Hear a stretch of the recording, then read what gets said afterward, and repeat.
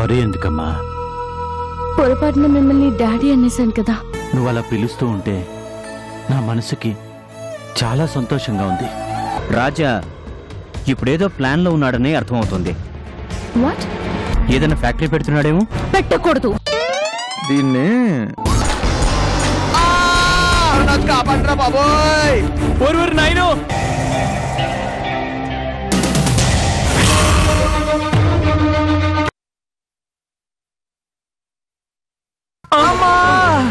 చూడండి సార్, మీరే చూడండి. దెబ్బ తగిలిందంటే నమ్మట్లేదుగా. కనీసం నిలబడలేకపోతున్నాడు సార్. మీరే చూడండి సార్. ఏమండి, చూస్తుంటే పెద్ద మనుషులా ఉన్నారు. కారుతో గుర్తించిందే కాకుండా మళ్ళీ అతన్ని తిడతారేంటి? డబ్బుతో ఏమైనా చేయొచ్చనే అహంకారం. వీళ్ళకి కళ్ళు నెత్తి మీద ఉంటాయి. ఇంత బాధ చూసా కూడా మీ మనసు కరగలేదా సార్? డబ్బులు ఇవ్వండి సార్. ఏంటండి అలా చూస్తారు? డబ్బులు తీయండి, డబ్బులు తీయండి. హాస్పిటల్ గది డబ్బులు ఖర్చు అవుతాయి కదా, తీయండి. మీకే సార్ చెప్పేది, ఇవ్వండి సార్.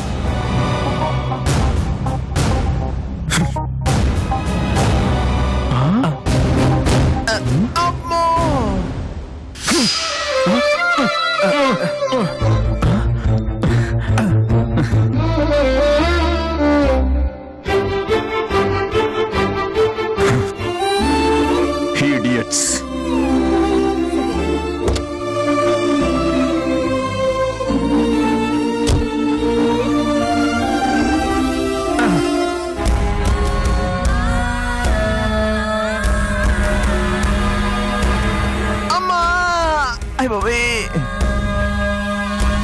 ఇక మీరు వెళ్ళండి సార్. ఓకే సార్, జాగ్రత్త. మా వాడిని నేను హాస్పిటల్ తీసుకెళ్తాను. మీరు వెళ్ళండి సార్. Thank you. అరే చిన్న, 5,000. నీ యాక్టింగ్ సూపర్ రా. 3 అనుకుంటే 5,000 వచ్చినాయిరా. ఈ బైక్ తుక్కు కింద అమ్మినా ఇంకో 2,000 వస్తాయిరా. ఈ 7 పెట్టి ఇంకో బైక్ కొందాం. మళ్ళీ బైక్ అని ఉంటే పళ్ళు రాలకూడదు. పాపం ఎవరో బాగా నిజాయితీన మనిషిలో ఉన్నాడు రా. మనం 4 మాటలు గట్టిగా అడిగేసరికి పౌరుషం పొంకొచ్చింది. దాంతో డబ్బులు ఇసిరేసిపోయాడు. బాగా ఫీల్ అయినట్టున్నాడు. ఆయన ఫీలింగ్ మనకెందుకురా? మనకి చిల్లర వచ్చిందా లేదా అది మనకు ముఖ్యం. పద పద పద పద పద.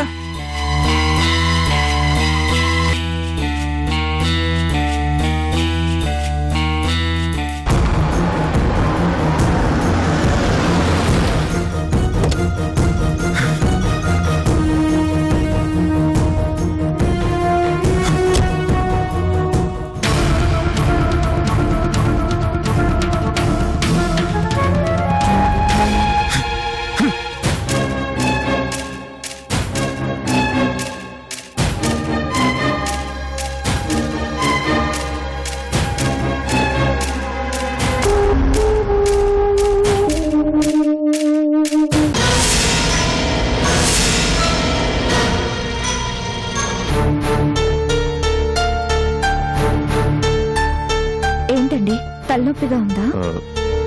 అదేం లేదు. మరెందుకు అలా ఉన్నారు? కొంచెం చిరాగ్గా ఉంది. ఏమైందండి? రాస్కల్స్, 2 దొంగ వెధవలు నా కార్ తగలకపోయినా తగిలిందంటూ నానా గొడవ చేశారు.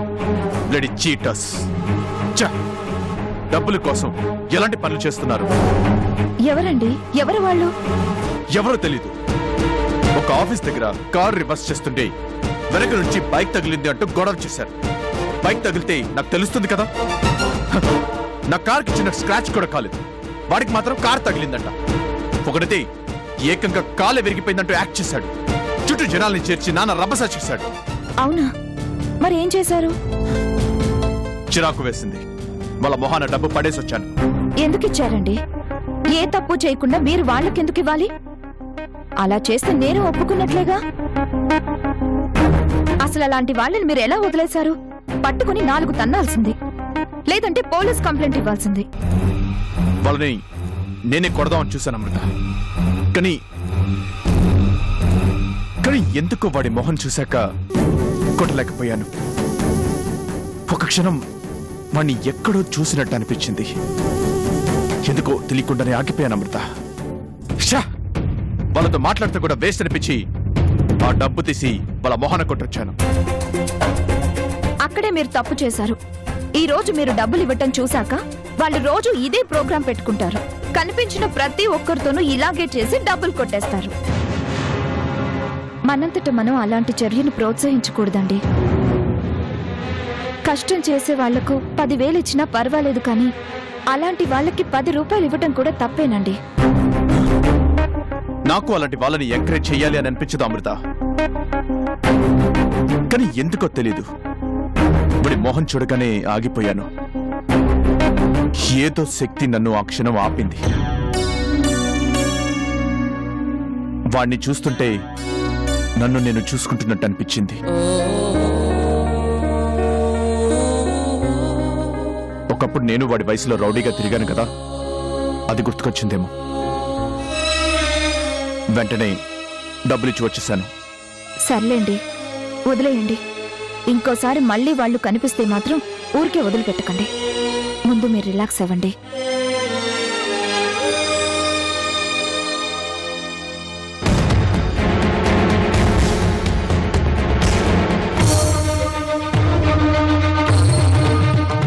ఈసారి వాడు దొరకాలి, అప్పుడు చెప్తాను.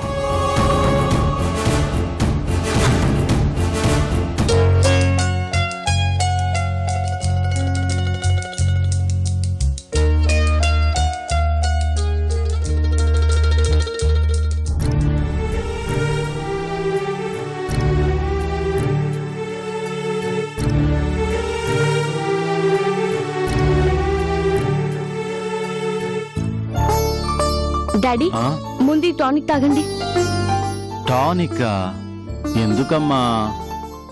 ఎందుకంటే ఆరోగ్యం కోసం. మందులు వేసుకోవాలంటే మరి చిన్నపిల్లల్లా మారం చేస్తున్నారు ఎందుకు?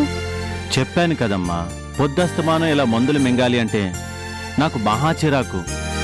మనిషి తిండి తిని బ్రతకాలి గాని ఇలా మందులు మింగి బ్రతకడం నాకు నచ్చదమ్మా.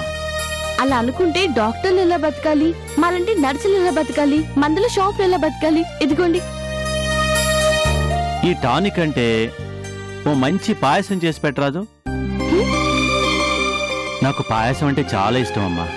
మా అమ్మాయి చందు చాలా బాగా చేసేది తెలుసా? ఆ రుచి మర్చిపోయి చాలా కాలమైందమ్మా. ఎప్పుడైనా అందాం అనుకున్నాను, అమృత తిన్నేవదు. నోరు కట్టేసి బ్రతుకుతున్నాను అనుకో. నిజంగా మీకు పాయసం తినాలని ఉందా డాడీ? చేసి పెడతావా? చేస్తాను, కానీ ముందు టానిక్ తాగాలి. నువ్వు పాయసం చేసి పెట్టు, కావాలంటే ఆ బాటిల్ మొత్తం తాగేస్తాను. సరే అయితే, కానీ ఒక్కసారికి చేసి పెడతాను. మళ్ళీ మళ్ళీ చేయమని అడగొద్దు, సరేనా? ఓకే.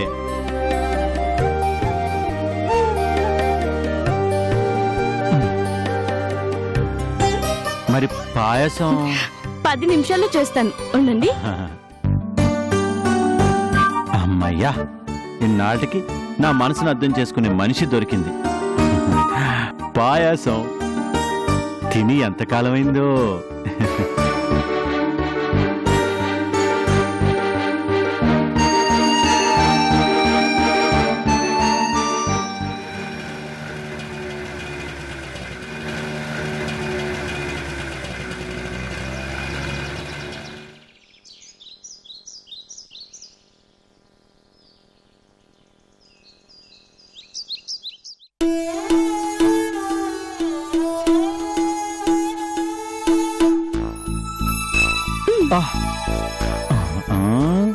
అను తాతయ్య, ఎవరో చెప్పుకోండి అనేలోగానే గుర్తుపట్టేశావు. నా ప్లాన్ అంతా పాడు చేసేసావు. ఇంతకీ నేను వచ్చానని మీకు ఎలా తెలుసు తాతయ్య? పిచ్చి మాలోకం, నీ రాక నీ స్కూటీ సౌండే చెప్పిందే. అబ్బా తాతయ్య, నువ్వెంతైనా చాలా జీనియస్ తాతయ్య.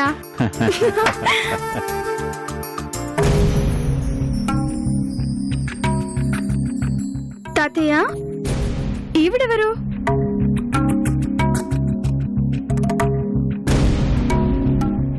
నన్ను చూసుకోవడానికి వచ్చిన నా కూతురమ్మా. మీ అమ్మ అరేంజ్ చేసిన నర్సు, కానీ నన్ను మాత్రం డాడీ అంటుంది. అచ్చం డాడీలానే చూసుకుంటుంది తెలుసా? నిన్ను డాడీ అంటుందంటే నాకు ఆంటీనే. ఏంటి ఆంటీ అది?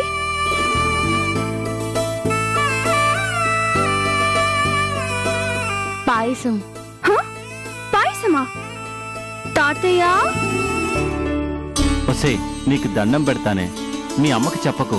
ఏదో నోరు చప్పగా ఉంటుందని చేయమని అడిగాను. నీ ఒక్కసారి వదిలే ప్లీజ్.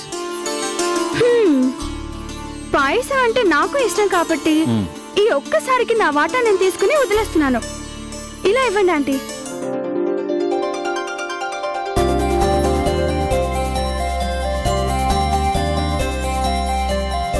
అబ్బా సూపర్ ఆంటీ. మార్వెలస్ తాతయ్య. Lucky chance. తిని ఉండండి, మీకు తీసుకొస్తాను. చాలా బాగుంది తాతయ్య. ఇదిగోండి.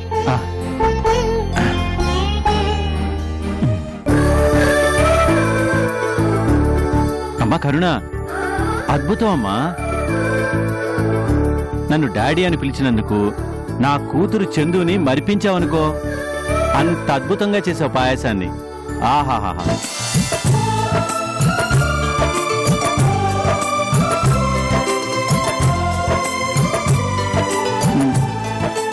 చాలా బాగుంది ఆంటీ. చాలా చాలా బాగుంది. దీనికోసమైనా నేను మళ్ళీ వస్తాను. నాకు మాత్రమే చేసి పెట్టండి, తాతయ్యకి ఇవ్వద్దు. ఓకేనా? తాతయ్య, మమ్మీ వెయిట్ చేస్తుంది. సాయంత్రం వస్తాను, సినిమాకి వెళ్దాం. బాయ్ తాతయ్య. Bye aunty.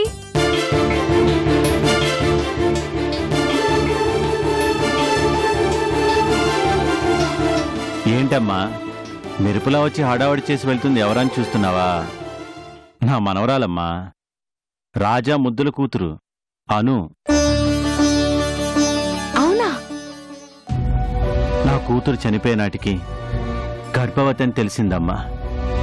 ఆ బిడ్డతో పాటే తను కాలి బూడిదైపోయింది. ఆ బాధతో నా అల్లుడు చాలా కాలం ఒంటరిగా బ్రతికాడు. మళ్ళీ ఆ ఇంట్లో పసిబిడ్డ కేరింతలు వినిపిస్తాయని అస్సలు అనుకోలేదమ్మా. భగవంతుడి దయ వల్ల చాలా కాలం తర్వాత ఇదిగో ఈ బంగారు తల్లి పుట్టింది.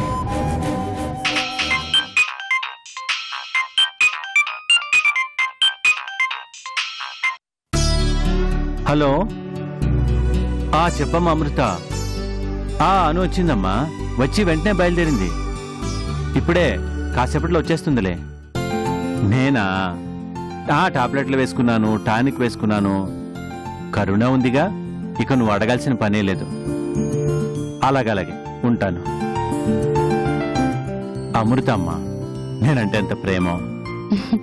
నిజంగా మీరు చాలా అదృష్టవంతులు డాడీ. మిమ్మల్ని కంటికి రెప్పలా చూసుకునే అలాంటి మనిషి మీకు కూతుర్లా వచ్చింది. నిజమేనమ్మా. అమృతని ఇంటికి తీసుకొచ్చింది కూడా చందునే. తనెక్కడున్నా నన్ను రాజాని ఎలా చూసుకోవాలో చందుకు బాగా తెలుసమ్మా. అందుకే వెతికి వెతికి అమృతని రాజాకి భార్యం చేసింది.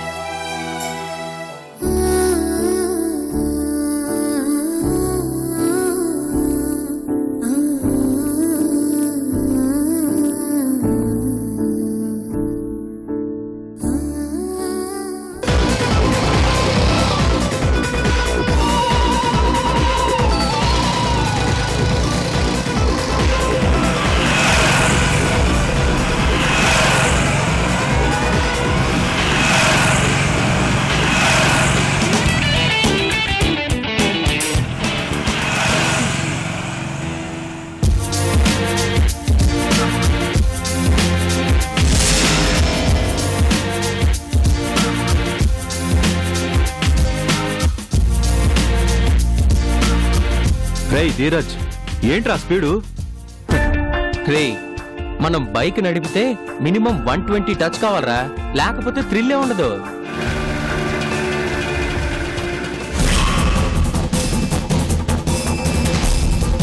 రే, అటు చూడు.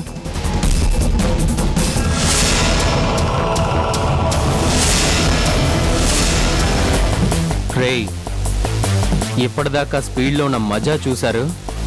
ఇప్పుడు మీకు ఒక థ్రిల్లింగ్ సినిమా చూపిస్తాను, రెడీగా ఉండండిరా. రేయ్, ఆ అమ్మాయి రాజా గారు కూతుర్రా? అవునరా, అది మా శత్రువు కూతురు. దానికి ఇప్పుడు పిచ్చ షాక్ ఇస్తాను చూడు.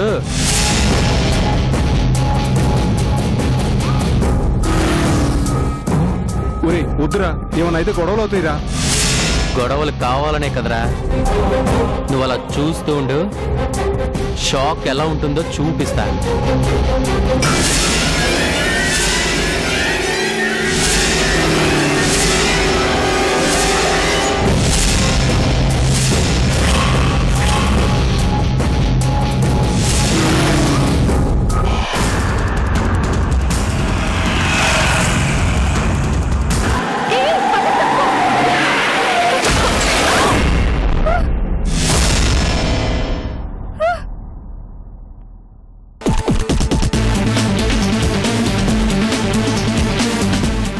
ఎస్,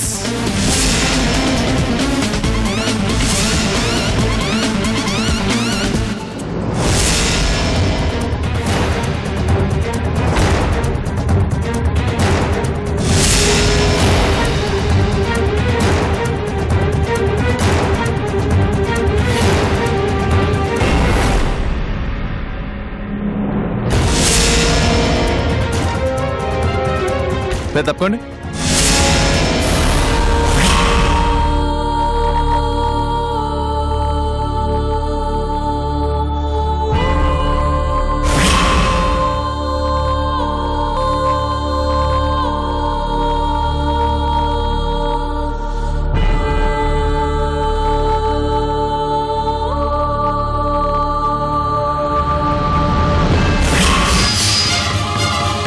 హే బాబాయ్, ఎమర్జెన్సీ కేసు, త్వరగా స్ట్రెచ్చర్ తీసుకురా.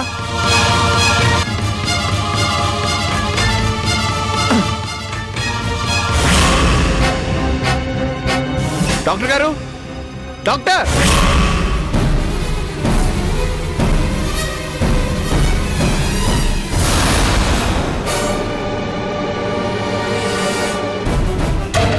ఏమైంది? Accident doctor. బండి స్లిప్ అయి పడిపోయి ఉంటుంది. బాగా రక్తం కారుతుంటే హాస్పిటల్ తీసుకొచ్చాను. ముందు లోపలికి తీసుకొని పద. అలాగే మేడం.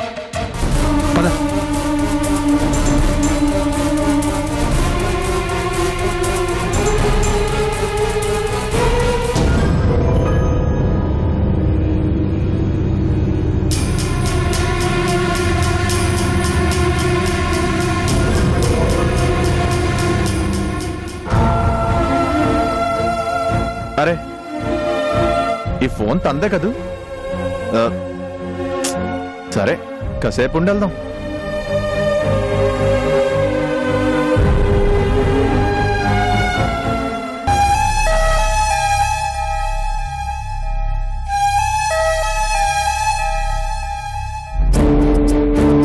బ్లడ్ శాంపిల్ తీసి ఏ గ్రూప్ టెస్ట్ చేయండి త్వరగా. మేడం.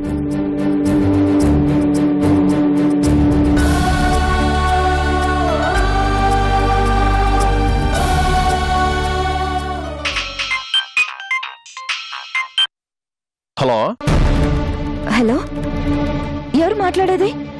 ఇది మా అమ్మాయి సెల్ కదా, మీ దగ్గరికి ఎలా వచ్చింది? మీ అమ్మాయికి యాక్సిడెంట్ అయింది, హాస్పిటల్ తీసుకొచ్చా. యాక్సిడెంటా? తలకి దెబ్బ తగిలింది, రక్తం పోయింది, స్పృహ తప్ప పడిపోయింది. ఎక్కడ? ఏ హాస్పిటల్? Sravanthi nursing home. చాలా థ్యాంక్స్ అండి, నేను వెంటనే వస్తున్నాను.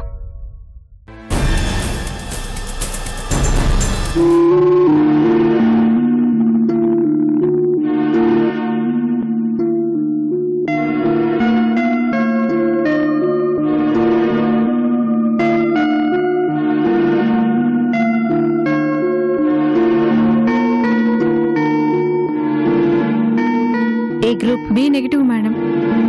మై గాడ్, అది తొందరగా దొరకదే. ఇప్పుడు అర్జెంట్ గా బ్లడ్ ఎక్కించాలి. వెంటనే బ్లడ్ బ్యాంక్ కి ఫోన్ చేసి కనుక్కో. Okay madam. ఏం డాక్టర్ గారు, ఏమైంది? బి నెగిటివ్ బ్లడ్ కావాలి బాబు. ఈ అమ్మాయికి చాలా బ్లడ్ పోయింది, వెంటనే బ్లడ్ ఎక్కించాలి. బి నెగిటివా? నాది అదే గ్రూపు. అర్జెంట్ అయితే నేను ఇస్తాను.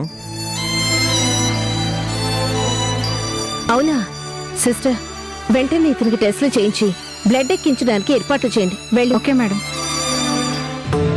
రండి సార్. డాక్టర్ గారు, ఇది అమ్మాయి ఫోను. వాళ్ళు ఎవరైనా వచ్చి అడిగితే ఇచ్చేసేయండి. అలాగే.